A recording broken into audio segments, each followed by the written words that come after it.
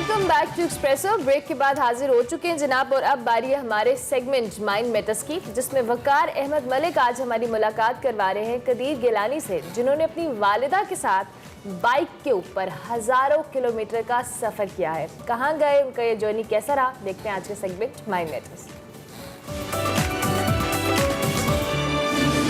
अस्सलाम वालेकुम नाज़रीन, मैं हूं वकार अहमद और आप देख रहे हैं माइंड मैटर्स। और आज जिस माइंड को हम घेर के एक्सप्रेसो में लाए हैं वो कमाल माइंड है, बहुत ही कमाल दिमाग है, कमाल ख्वाब सोचता है, सिर्फ ख्वाब देखता नहीं है बल्कि उनकी ताबीर जो है वो भी हासिल करता है। और वो ख्वाब जो हैं उनका जो कद है वो इस तरह का है कि यहाँ पाकिस्तान में जो माउंटेन्स या ट्रैकिंग के हवाले से जो भी शौक़ रखता है, शायद ही कोई ऐसा फ़र्द हो जिसने ये ख्वाब ना देखा हो, इंक्लूडिंग मुस्तनसर हुसैन तारड़।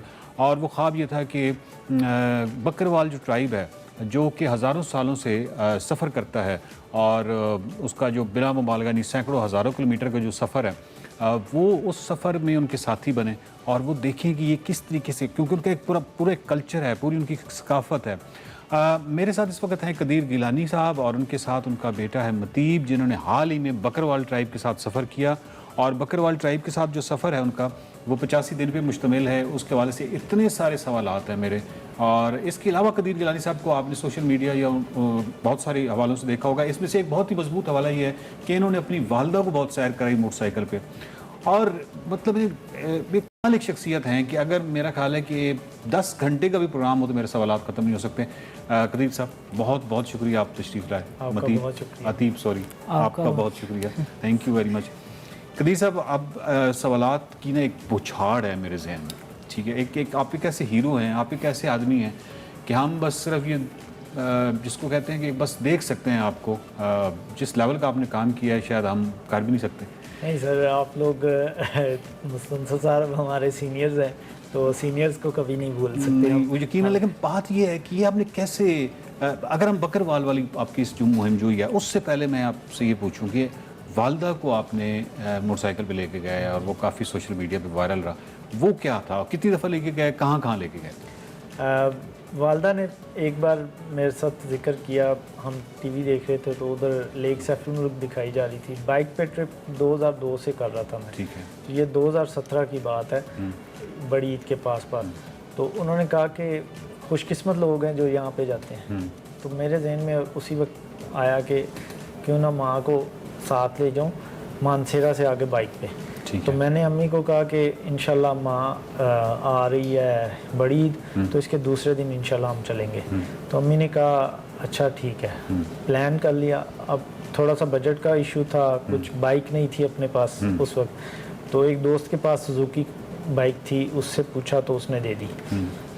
ईद के दूसरे दिन सुबह सुबह का प्लान किया, वालदा को लिया और वालदा को मैंने कहा कि आप जाइएगा बाय बस मानसेरा और मैं जाऊंगा बाय बाइक, ठीक है। तो अम्मी ने कहा अगर तुम यहाँ से लाहौर से जाओगे बाइक पे तो मैं भी जाऊंगी। अच्छा। उस वक्त माशाल्लाह 72 इयर्स ओल्ड थी। और ये कौन सा सन है? ये 2017। ये 2017 में आप लेके गए, ठीक है। कहाँ लेके गए? ये फिर लाहौर से हम एक दिन में गए बालाकोट। एक दिन में? जी। तो अम्मी ने पहले दिन ये नहीं कहा कि बस भाई नहीं, अल्हम्दुलिल्लाह उन्होंने तो मुझे एक बार भी नहीं कहा मैं थक गई उतरूँ, ये इस तरह का। बड़ी बात। तो फिर अगले दिन हम लेक सैफुल मुल्क गए, ऑफ ट्रैक बाइक पे किया, वालदा साथ थी। फिर वहाँ से नीचे उतरे तो हम नूरी टॉप चले गए। मैंने कहा कि लोग सारे बाबूसर टॉप जाते हैं, उस दिन वेदर भी क्लियर था, सितंबर के दिन थे, तो मैंने कहा क्यों ना अम्मी को नूरी टॉप दिखाते हैं। तो मैं नूरी टॉप ले गया, नूरी टॉप क्रॉस किया, हम रात शारदा में रुके, अगले दिन सुबह निकले और सीधा लाहौर। ये पहला वो 3 दिन का ट्रिप था। अच्छा, मैं इसलिए कह रहा हूँ आपकी अम्मी को हम बिल्कुल इनवाइट करेंगे, मैं बहुत बड़ी सादत होगी, मैं मिलना चाहूँगा। उसकी वजह ये है कि आपने जिस तरह कहा कि आप लाहौर से बालाकोट चलेंगे, मैं एज अ बाइकर मुझे पता है कि जब आप बाइक ड्राइव कर रहे होते हैं तो आपकी थकावट उस तरह नहीं होती, अगर आप पीछे बैठे होते हैं तो वो पीछे तो बहुत मुश्किल होता है। बिल्कुल ऐसे ही। और ये बड़ी बात है कि अगर उनकी कोई शिकायत नहीं। अच्छा, वो जो उन्होंने कहा था कि ये तो बड़े खुशकिस्मत लोग होते हैं जो जाते हैं, तो वो फिर उनका थोड़ा अल्हम्दुलिल्लाह वकार भाई, इसमें मैं एक चीज़ ऐड करना चाहूँगा कि वो लम्हा शायद अल्लाह को बहुत पसंद आया। और उसके बाद जो मुझे तरक्कियाँ मिली, मैं आपको बता रहा हूँ कि मेरे पास बाइक नहीं थी, विद इन 15 डेज मेरे पास सुजुकी 150 थी। मुझे बल्कि आपने बताया था कि کوئی ٹوٹل جو آپ کا پہلا ٹور تھا امی کے ساتھ اس پہ ٹوٹل کوئی آپ کا بجٹ 5,000؟ ہاں جی 5,000 میں. یہ میں بیسیکلی میرا پھر یہی پوائنٹ ہوتا ہے ناظرین کہ یہ جو ٹورزم ہے کیونکہ جب ہم کرتے ہیں بائک پہ تو بہت سارے لوگ یہ سمجھتے ہیں کہ یہ تو بڑے خوش قسمت لوگ ہیں اور خوش قسمت سے مراد یہ سمجھتے ہیں کہ وہ شاید مالی حوالے سے یہ بہت خوش قسمت ہے. میں ان کو عموماً کہتا ہوں کہ ایسا نہیں ہے. بیسیکلی جو ٹورسٹ ہے مالی حوالے سے تو ارب پتی لوگ جو ہیں ان کو شاید یہ چیز حاصل نہ ہو اور جو عام آدمی اس کی یعنی مالی معاملات کبھی بھی رکاوٹ نہیں بن سکتے. لوگ سائیکل پہ چلے جاتے ہیں ہر لحاظ سے. آپ نے کمال ٹور پھر آپ نے والدہ کے ساتھ ایک بہت بڑا ٹور کیا تھا بہت بڑا ٹریک کیا تھا وہ کون سا یہ جو موٹر سائیکل پہ؟ جی 2018 میں پھر میں نے والدہ کو پورا جو ہے نا جی بی دکھانے کا سوچ لیا. اچھا. تو میں نے ارادہ یہی کیا تھا کہ پورا پاکستان انشاءاللہ والدہ کو دکھانا ہے اب کیونکہ میں نے ان کی اسٹرینتھ بھی دیکھ لی تھی ماشاءاللہ پرجوش بھی تھیں. تو پھر پہلا ٹرپ ہم نے کیا چترال سائڈ سے. ہم نے اب ان کی عمر 73 ہو گئی ہے. 73 ہو گئی. ٹھیک ہے. لاہور سے نکلے کالام گئے. کالام سے ہم پھر آگے کمراٹ ویلی گئے. چترال میں گئے. کیلاش گئے. گرم چشمہ گئے. اوپر چترال گول نیشنل پارک گئے. شندور گئے. اس میں کاکلشت گئے. پھر شندور کراس کیا.